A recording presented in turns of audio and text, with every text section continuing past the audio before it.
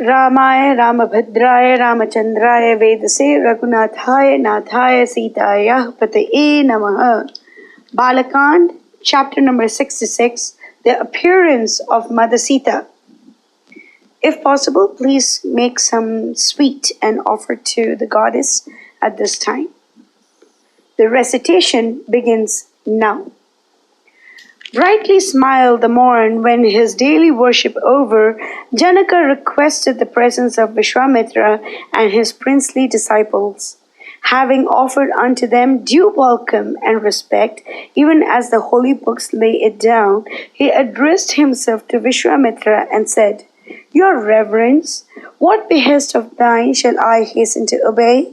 Forever thine humble servant am I, to dispose of me as thou wilt.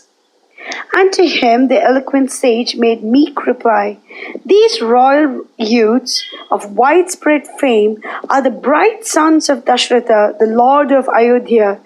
They desire to have a sight of the bow that is in thy keeping. Place it before them, and let them depart hence, the desire of their hearts gratified. Be pleased, O wise one, rejoined Janaka, to listen to me while I narrate to you how that wonderful bow came to stay with me. My ancestor Devarata, sixth in descent from Nimi, the founder of our line, was given it to keep in safe custody.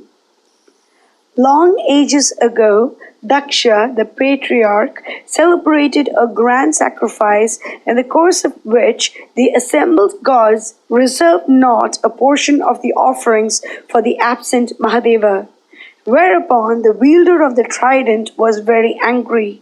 He strode up to them with blazing eyes and cried, This terrible bow of mine shall I never lay down till every proud head before me rolls in the dust. The affrighted ones clasped his feet with humble prayers, and with sweet words and repentant chased away his awful ire. And the moon-crested one, mollified therewith, handed over to them his redoubtable bow, and they again entrusted it to the safekeeping of my ancestor. Once upon a time, I was plowing a piece of ground to celebrate a sacrifice thereupon. Then, lo, there arose from the furrow this gem of a girl whom I took unto my heart. The curious circumstances under which she came to me gave her the name Sita, and she grew apace, the daughter of the earth, life of my life, my other self. Her I have made the prize of valor, a Virya Shulka, to be one of the strongest arm and the boldest heart. The best and the proudest of the earth sought her hand in marriage, my marvelous child, that came not of a human womb.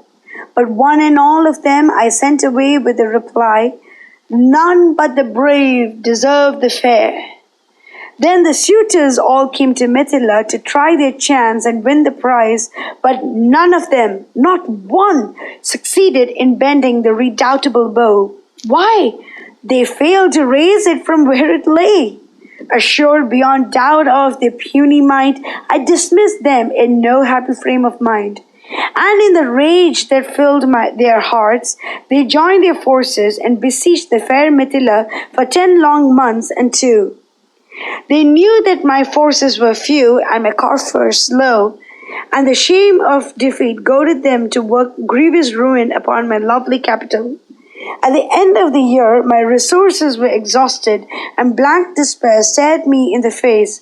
But I roused myself and won over the mighty gods to grant me powerful armies, with which I put to rout that evil crew, their ministers, and their forces, and scattered them to the winds. And that famous bow, the apple of discord, blazing in its energy, am I but too glad to show unto these royal youths.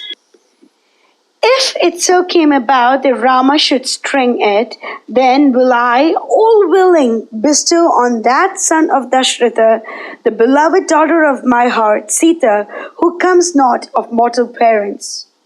Mangalam Koshlendraya Mahaniya Gunapte Chakravarti Dhanurjaya Sarvabhaumaya Mangalam.